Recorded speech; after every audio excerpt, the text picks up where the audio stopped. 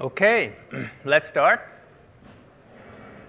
Welcome to this late night session, late evening session. My name is Eric Gamma. I joined Microsoft 3 years ago. Jason Sander lured me into this company by offering me, wouldn't you be interested in working on coding experiences in the browser? My first reaction was, what? Coding in the browser is like skiing on a mountain without snow, right? So, but then think about it now. Browsers became more and more powerful. JavaScript engines became faster and faster. And for this reason, all of a sudden, this looked like a very interesting offer to me. And I kicked myself out of my comfort zone and said, why don't I jump ship and try this out? So along this journey of building kind of a toolkit for online tools, online development, of course, we made many interesting experiences with developing in the browser, developing in large-scale JavaScript, because we knew it will grow, and you need to have something sustainable. Before I dive into more this talk, this from the trenches experiences using TypeScript, which nicely follows up on the talk from Anders. I want to quickly show you what we do, in case you don't know, and then you can see and hopefully understand why there is lots of code behind this. Lots of code isn't always a good thing, right? Who wants to do that? So rather than just show you slides, I want to show it live. Actually, it's also funny to me. As soon as I joined Microsoft, I attended the Build conference, and I said to myself, one day, I want to also talk at the Build conferences, but first, I have to have something I built at Microsoft, so everything I did before doesn't count, right? So you will not hear me talk about patterns, Eclipse, whatever, right? This is all forgotten. Only the stuff I built at Microsoft.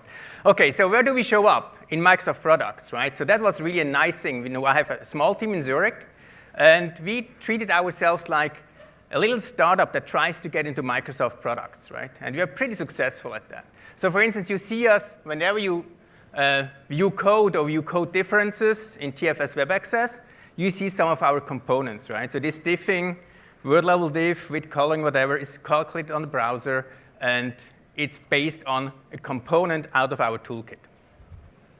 So Anders showed the TypeScript playground. Behind the scene are also components from the toolkit we have built. Maybe what Anders didn't show you, we also support refactoring in the playground, right? Who needs to go to a browser for that? Right, we can rename in here, do stuff like that. So it's a very powerful playground. Also, many people don't know, even in the playground, we support things like multi-cursor, right? Something which is just neat in a playground. Okay. You also see our components. Let's see. Whenever you're in the debugger, in the source tab, let's open some source. Right, so that's in the F12 tools. This is also our component here, our editor, which was a very fun experience because you look at minify code, which means all of a sudden your editor has to support very long lines. So which means we had to rewrite our view rendering quite a bit to make this work. So where else? This afternoon also, I guess, the Win.js playground got announced, right? So today in the morning keynote, they announced to open up Win.js to the community. And as it should be practice for all APIs, they don't come just with an API documentation, they come with an API playground. And for that API playground, they also use our components, and you see them here in action. And it's an API playground, which means you can try out the Win.js API. It's an API playground because also you have IntelliSense for their API, right, which our component supports. A lot of what you see when it comes to code IntelliSense or code intelligence, that's really leveraging the great work from the TypeScript team because they wrote their TypeScript language service in TypeScript, which means you can leverage it in the browser. And we not only leverage it for TypeScript, we also leverage it for JavaScript. Like for instance here, these Vue.js samples, they are in JavaScript, but we still leverage the whole TypeScript language service for IntelliSense, for digesting type definition files, and so on. Because TypeScript is JavaScript. Okay, that was that one. Then whenever you're on SkyDrive and you look at a code file there, or a CSS file, or whatever file, that's also our component, right? You get this kind of stuff here, IntelliSense, whatever, for CSS. So what you see, we have kind of a toolkit of components for these kind of experiences, which includes an editor, many language services, and last but not least, something we just got out in November is a workbench to edit Azure websites. And just for fun, I have here Monaco itself. Monaco is kind of the name of our project. I have here Monaco in an Azure website, and I can do all full code development in here. Right? So as you see here, I have coding experiences. I don't want to, let's see, like the outline. Come on. That's kind of, for instance, the API to our editor, right? All the interface exposes. It's all done in TypeScript, so it's tons of TypeScript code in here, as you see here. And it's our own source code because we are aggressive dog fooders. We try to dog food whatever we do to validate it, right? And to smooth it out.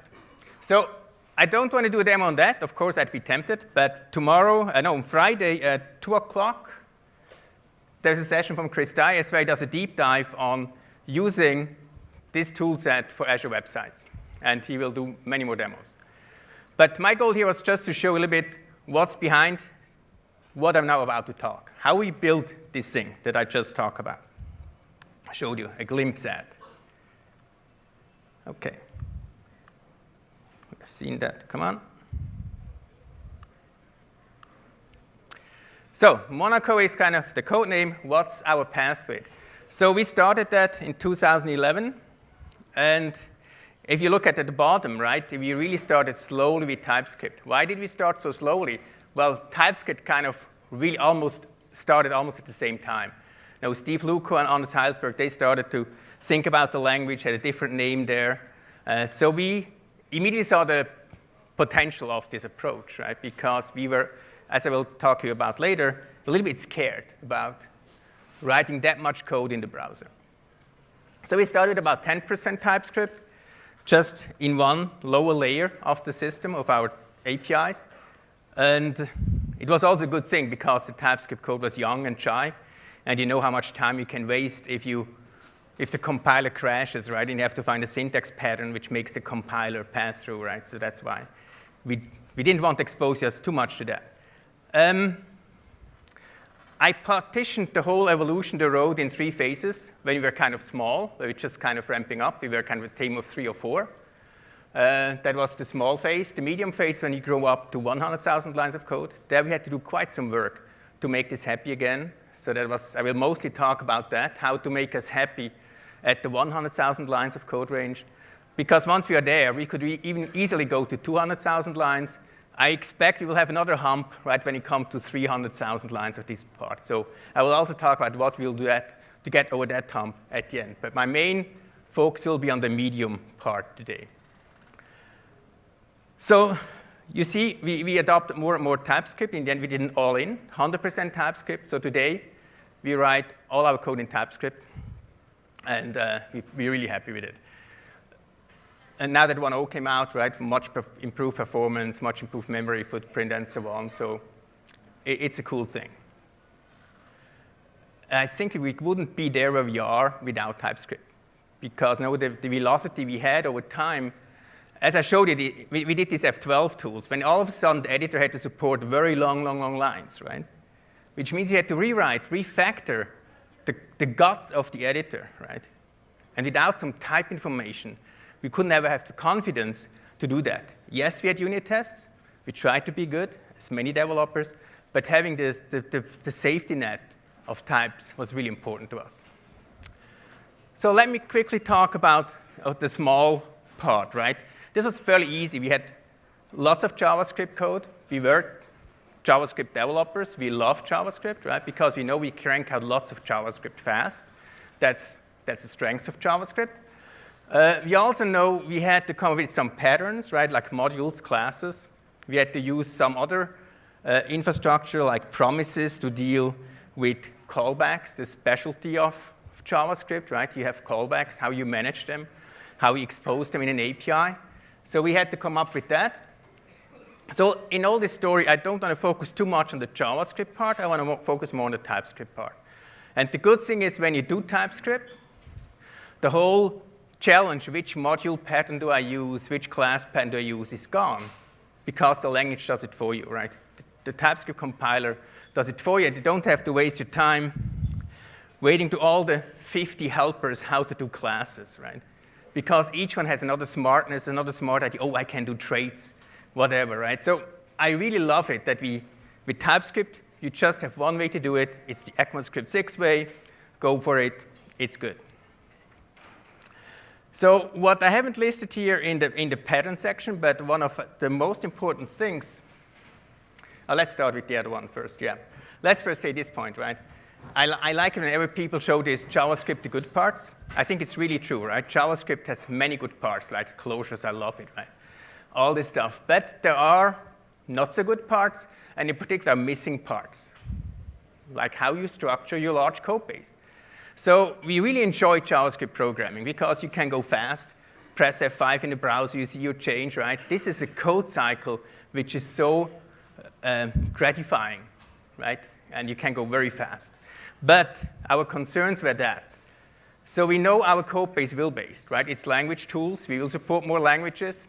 We will provide new language features. We will go deeper. It's about language analysis. So will grow, right? We get new features.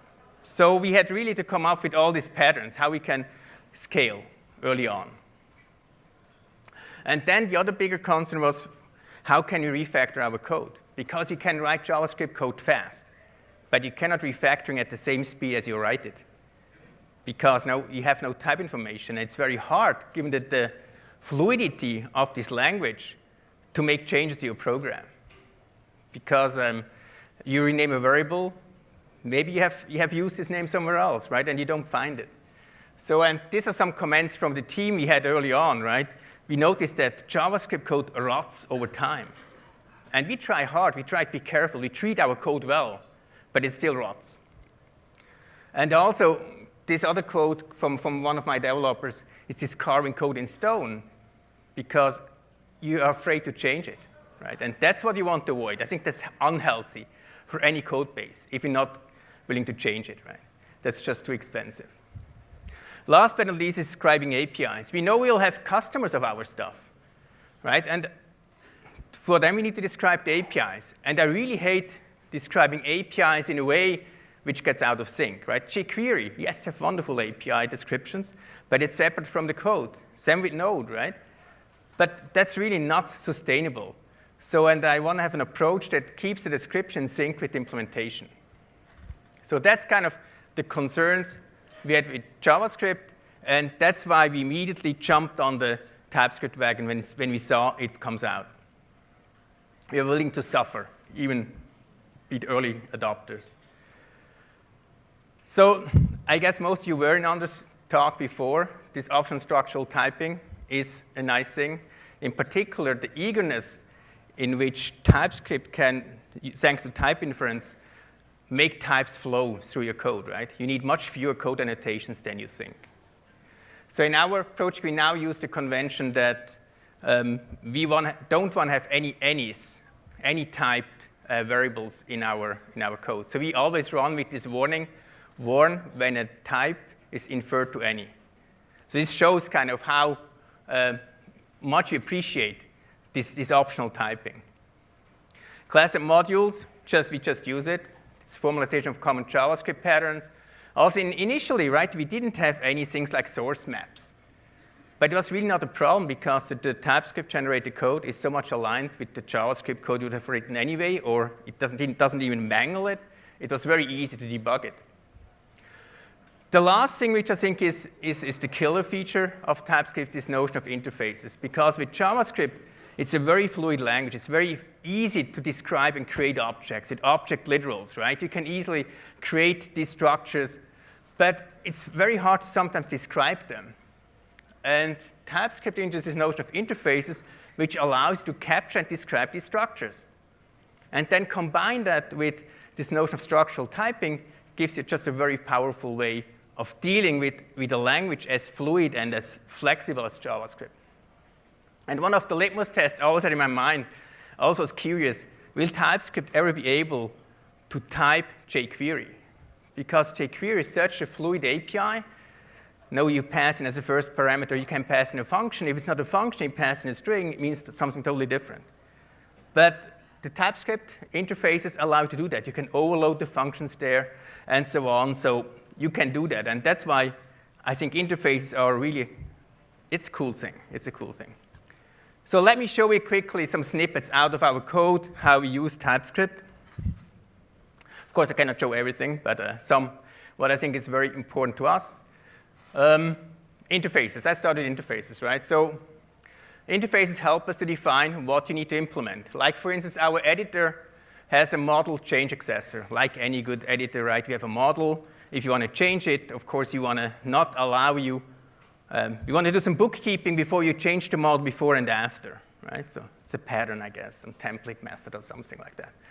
So we have this model change accessor, which gives an API to change the text under our control. So our editable text models has a change method, which takes as a parameter a callback object, which you can use to make the modifications. And here you see how easy it is for us to describe that using TypeScript. All right, we define the callback here is a change accessor, which is of type iModelChangeAccessor, which we describe in an interface.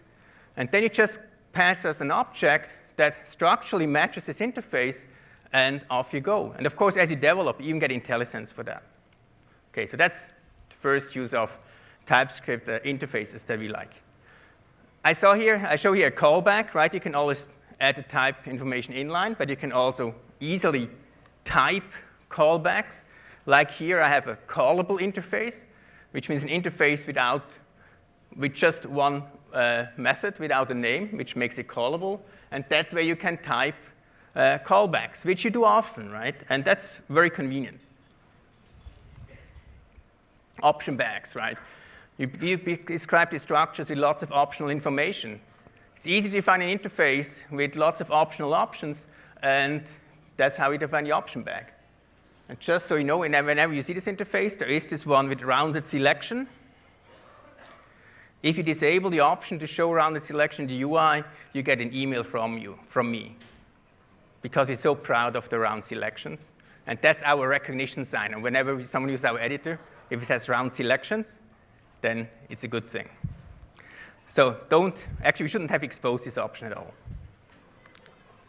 So JSON structures, right? We deal with JSON. You communicate with a web worker. You communicate through XHR with the server. You pass in JSON structures.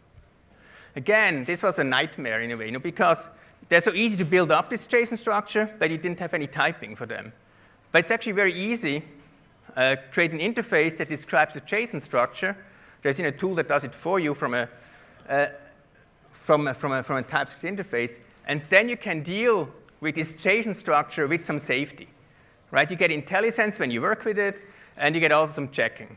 So basically, I parse some JSON, assign it to a typed options variable, which is then cast to iBuildData, and iBuildData is then an interface I can work and code against with confidence and pleasure. Now here's a very important one, TypeScript and external libraries. So we use Win.js as some components of Win.js as our foundation, so promises, the promise implementation used from Win.js, which is another library, right? When we deal with this big library in our code, we want to have some typings for them, but it's written in JavaScript. And that's, again, this power of describing other interfaces. We use that approach with ambient type definitions that we can easily type this JavaScript library in a way that we then can use it from TypeScript. And we're particularly interested in the promise implementation, right? Promises, I get to that later, actually. Now, the cool thing is, now I get to promises now.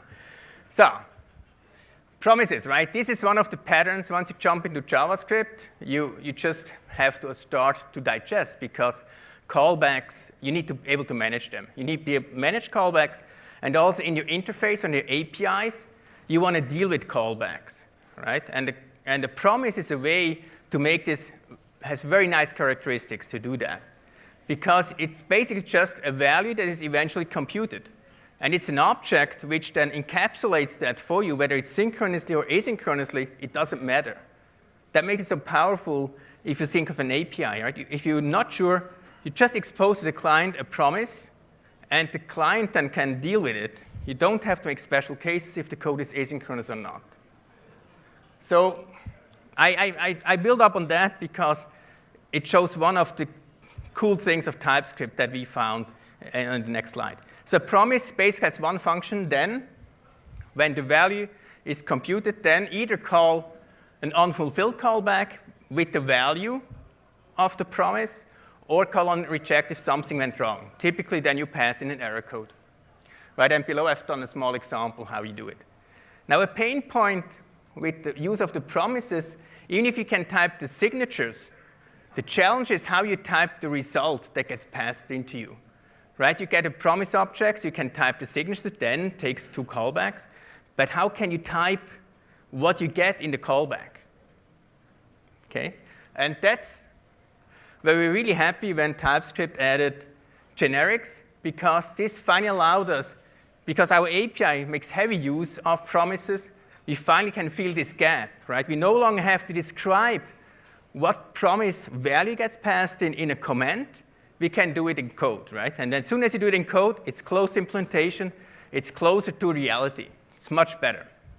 Like here, we have a promise of type T, which means produce a value of type T. And the then callback can either just call the callback or return another promise with another value, right? That's why the type parameter comes in here. And then you see on success, you get the value of type T passed in, and it can return a promise of type U. And that's really cool, because now you can chain promises with full typing, and the types flow fully through it. And in the API description, for instance, right, you have a type declaration that returns a promise. We can finally express it returns a promise with the value of an I reference. Right? So that made us really happy. It was a cool thing. OK, type definitions. Right, so that was a type definition from Win.js. The cool thing is, with TypeScript today, you don't have to write these type definitions yourself anymore. Even so, it's fun to do that, because you can write this type definition in a language. You don't write in XML or whatever. It's a real language. You can write the type definition with IntelliSense and validation. But this definitely the type project on GitHub, which has, I don't know, I haven't found a library it doesn't have. 400 APIs frameworks are on there, which have always definitely typed these typings for TypeScript. What's even better, they even have a TypeScript definition manager, like Nugget, right?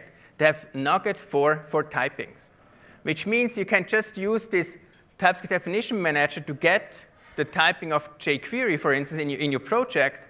And later on, if you want to say, oh, now I want to update to the latest, you just call it, OK, package manager, update me the type definition with the latest one or with a particular version. So it's very handy.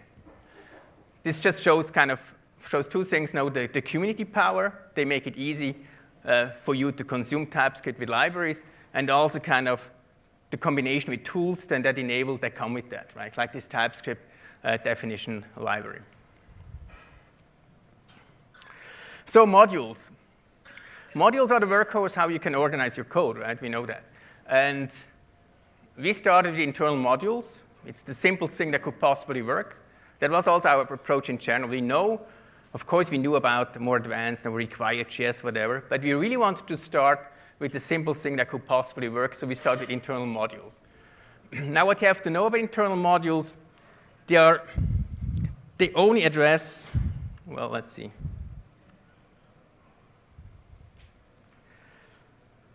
Here you see how the code that gets generated, right? You have a module object to which you attach the exported functions and properties, and you have a closure that hides the stuff inside the module. But an internal module really assumes your code is already loaded, right? An internal module in TypeScript doesn't make any assumptions whether the code is loaded later or not. The code is already there. It helps you to define namespaces for the code. And we were pretty happy with that, right? That's good. It's a very common pattern. It's also a very flexible pattern. For instance, now we have this module saying these modules are open. Open in the sense you can define and contribute this module from anywhere, right? I can easily contribute to sayings and add a greeter too, and I can do it from many places. So it's very open, it's very flexible, but now we'll show you a little bit. Flexibility always comes with a downside, right? There are always trade-offs. So that's how we start with internal modules, and then we start to look at what happened to our code. Can I find it? Yep. So I guess we reached this 50,000 lines, which I think anybody can do with anything, right? That's not hard. But then we noticed we got up to 100,000 lines, and we noticed our velocity went down, changing code became harder. What was the reason for that? Well, we had some pains. Modules are open, which is a good thing, but it's very easy to be undisciplined, right? So you can very easily just add to a namespace from anywhere. And soon, you add cyclic dependencies without knowing that. Cyclic dependencies are always a bad thing because you don't know where to stand, right? You can drag in stuff and you don't know what all comes with it. And then also, the code organization on disk is important, right? That's how we still navigate the code, right? We have a disk structure. But if you start to totally use these namespaces in a free-form, freestyle way, you have no relationship to the code on disk anymore, right? The namespace doesn't map to a path on the file system that you find, which makes renaming a little bit harder, particularly if you have grown. So you can do it right if you have strict guidelines, how to use namespaces, how you map them to your disks, but we found that as much as you want to be disciplined, we were not that successful. So we have found not only the code starts to rot, we also found our code organization starts to rot. Now, having said this, I don't want to say internal modules, you shouldn't use them. I think many people are successful using that. I just mentioned they are very flexible, and you have to be careful, right, that you don't lose the structure for it. For instance, the TypeScript compiler is also written in TypeScript, and the TypeScript compiler uses internal modules. That's good, right? And other tools like the F12 tools also use internal modules. Of course, I hadn't told you what the other option is, so keep that in mind. So the growing pains, right? So if you have only internal modules, because you don't get any language support with regard to dependencies, which means you have to maintain them somewhere else, right? Basically, what you have to maintain somewhere, a topologically sorted list of your files. Either you maintain in an HTML file with script tags or in some other form for your build system.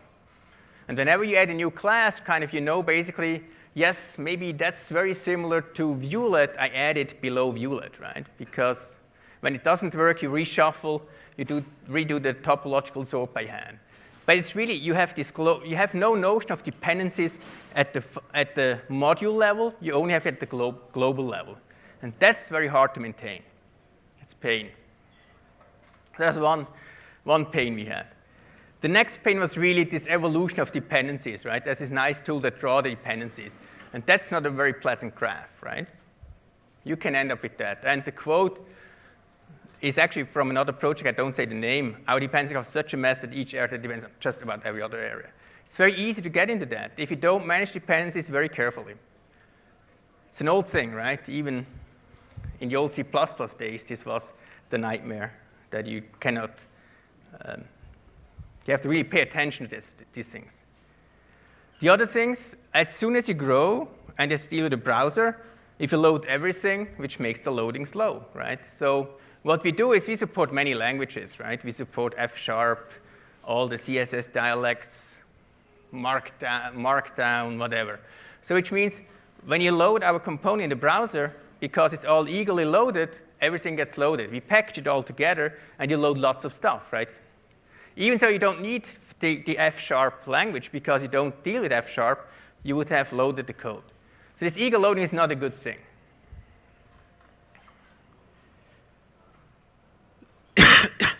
So now I have told you that TypeScript supports internal modules, and I have to tell you a bit what's the other option. And the other option is external modules.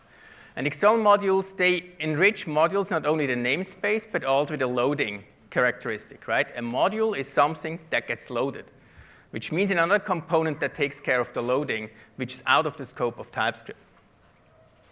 So basically, you have one file that maps to a module, and the rule is very simple. Unless you export it, it's not visible. That's it, right? So I have a small example here, two files, two modules, one function is exported. If you want to use it, you import it using the require statement, which will at runtime result in loading the other module. And you see the cool thing here is dependencies move away from a global list somewhere, they move into your code. Right? That's the powerful, it's more modular because each piece of code knows what else it needs, which is much better to maintain.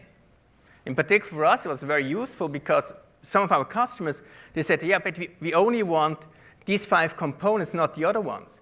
We could easily say, okay, pick these 5 components because they know all the dependencies, and we know for sure they got what they need, the transitive closure, and nothing, not too much, right? You didn't have to manually compute this closure, which was really cool.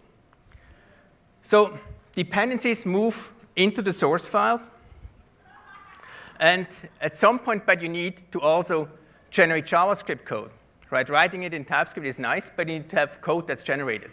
And TypeScript supports different module patterns for different module systems.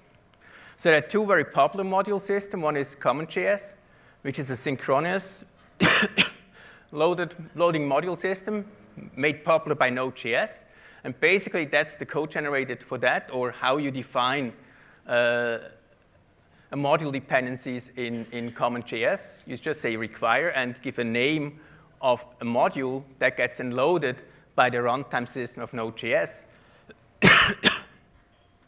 So this is very popular on the server side, but it starts to become also more popular on the client side because people think synchronous module loading is simple and you can still use things like package managers for Node and so on for doing that. So Browserify and all these things allow you to also do CommonJS loading in the browser. We still use the asynchronous module definition, which is one function specification. Basically, one function rules it all spec. It's interesting, in JavaScript, you have many of these one function rules it all, right? Promises is also a one function spec. Then, right? This then function is a spec. For AMD, you have one function spec, which is defined to define a module. And basically, to define a module, you give it a name, you list the dependencies as names, and then you get a factory method that gets called back once the code is loaded.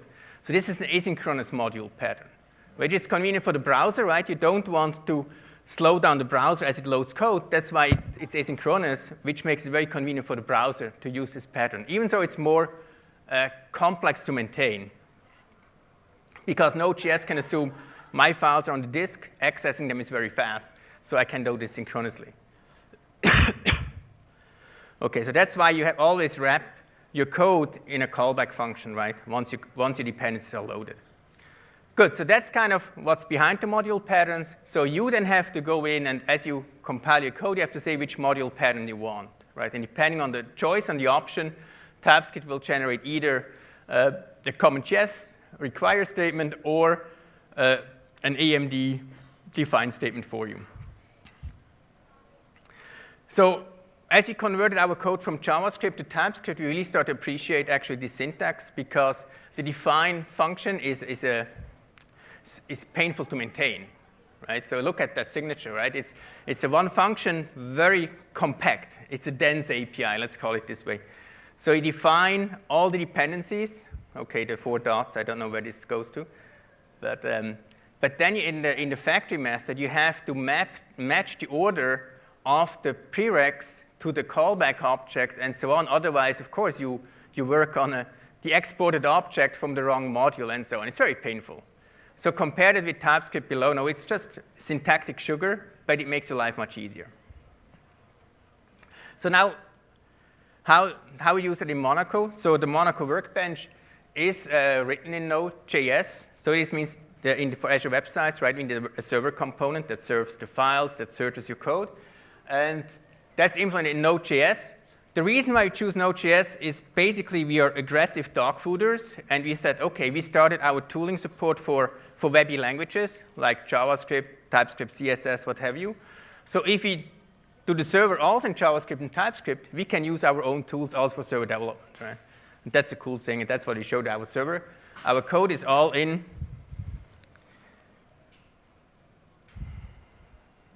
Monaco. We have one folder for the client and one for the server. In the server, we use Node.js. On the client, we use AMD and some other libraries, and we're pretty happy with that. So we migrated and converted to TypeScript, our browser code. And what's neat is this common syntax that TypeScript supports for different module systems means we can still share code between the browser and the server. Right? We just compile it once with the -AMD switch and once with the -CommonJS switch, and we still, for us, the code we maintain is the same, right? We write it once, we generate it twice, but that's how we can share code between the client and the server. We use this mostly for utility classes below, but it's very handy to have this option. So this AMD migration, I must say, code that wasn't AMD ready, to get AMD ready, was a lot of sweat to get that right. Because, as I told you, we had the tools to write, we had to analyze dependencies, restructure the code that we have it move all the dependencies right. So it was a lot of sweating. So, but once you have done it, we really feel relieved because we knew no longer global list of files. It's also almost compartmentalized, right? Each file knows its dependencies. And it really made us feel well because also no more globals, right? If you use AMD, there are no more globals in the system because all gets loaded and you have no global variables, you have no global name conflicts, no more cycles, and the file system structure maps also your code, right? One module is one file.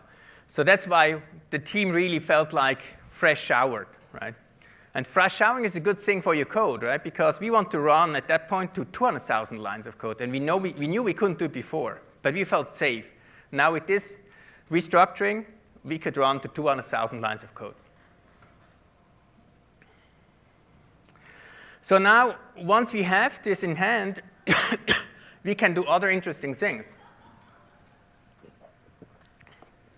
Now I mentioned eager loading, but we don't want to load all the languages support into the browser when you don't use it. So what we can do is, since you have these module descriptions, these self-contained things, we can load independently. We can also use that to support lazy loading. And this is this tip of the iceberg idea, right? On startup, only the tip of the iceberg is loaded.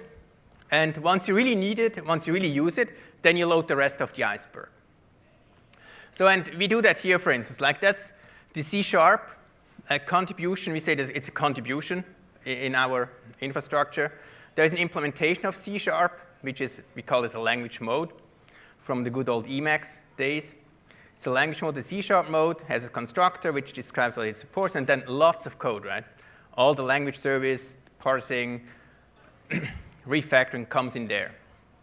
What you do on startup, we just have a registry, which we also describe in TypeScript or JavaScript, where we say if a file gets loaded of this MIME type, then make sure you load this module and call this constructor, right?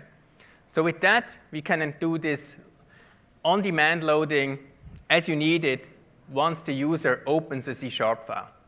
So that's a nice side effect of using AMD to use this lazy loading, because there's also an API where you can call it by yourself, now load me this module. So that's the lazy loading. There's another nice application of AMD.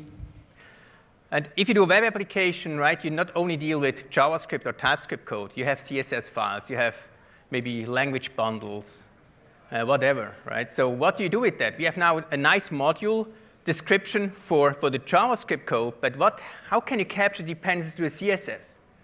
And that's something that really has hurt us a long time, right? We had these CSS files, and kind of some rules are used by this module, some other rules are used by another module. It was very hard to maintain for us. In particular, once we had to piece it apart, it was very hard, right?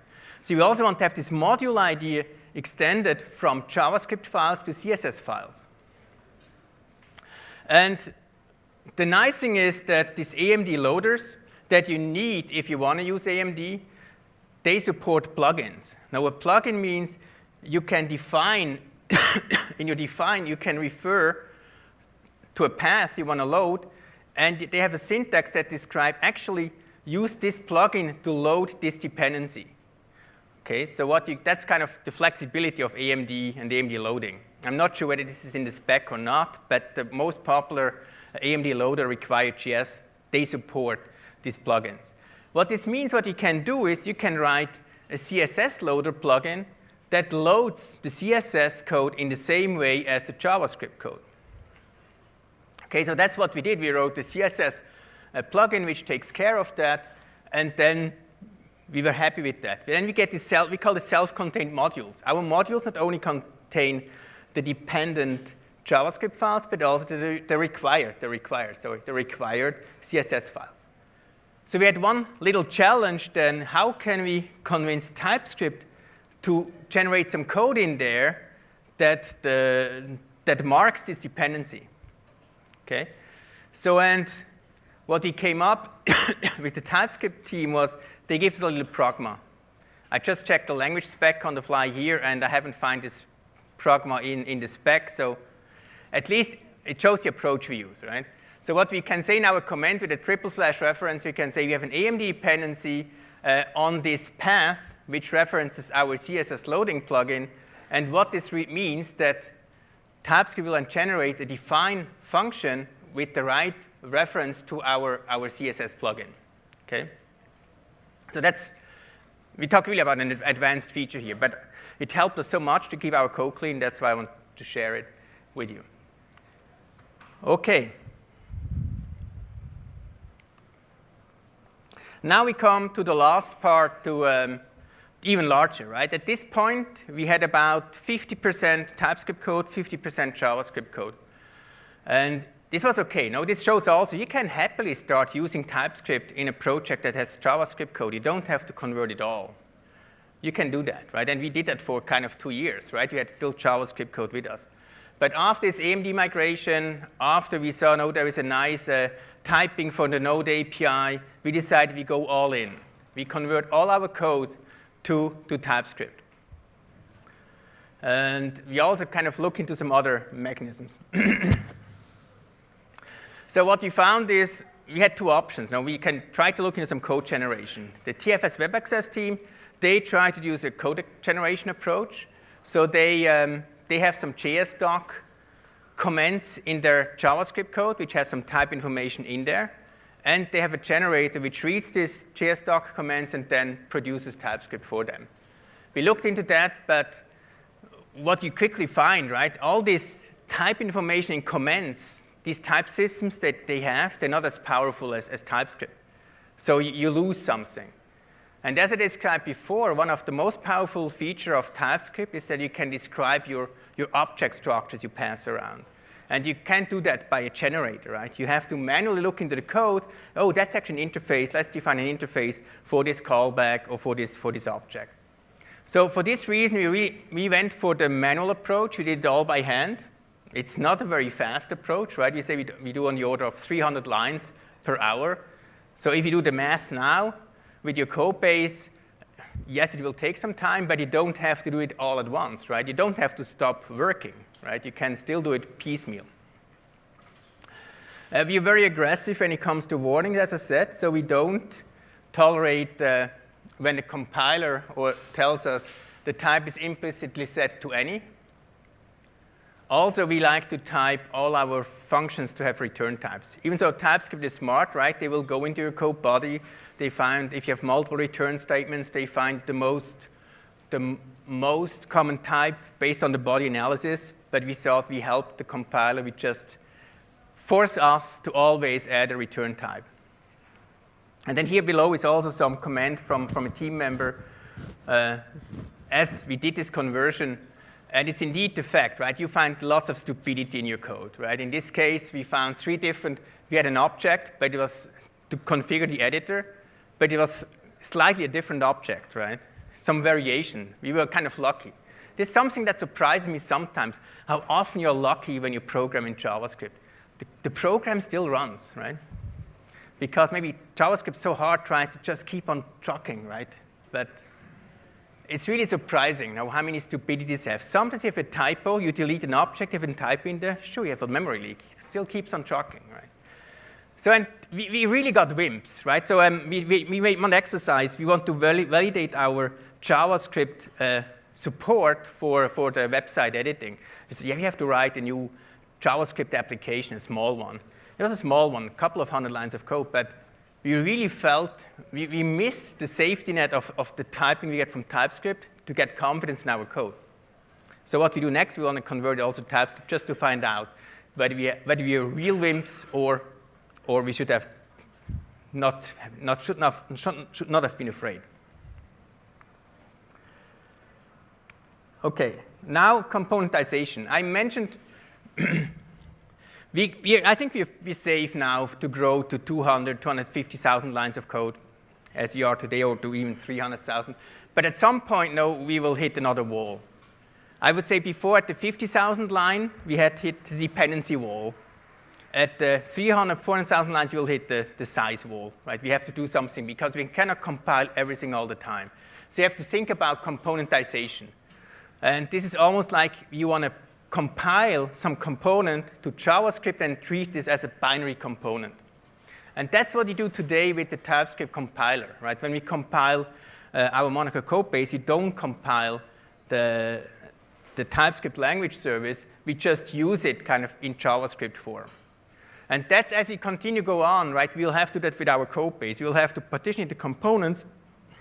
And for each component, we do this. We will translate the component, and then for this component, we make one compilation with this -declaration flag, which will bundle up the JavaScript files into one, plus it will generate one of these .d.ts file, the definition file for us.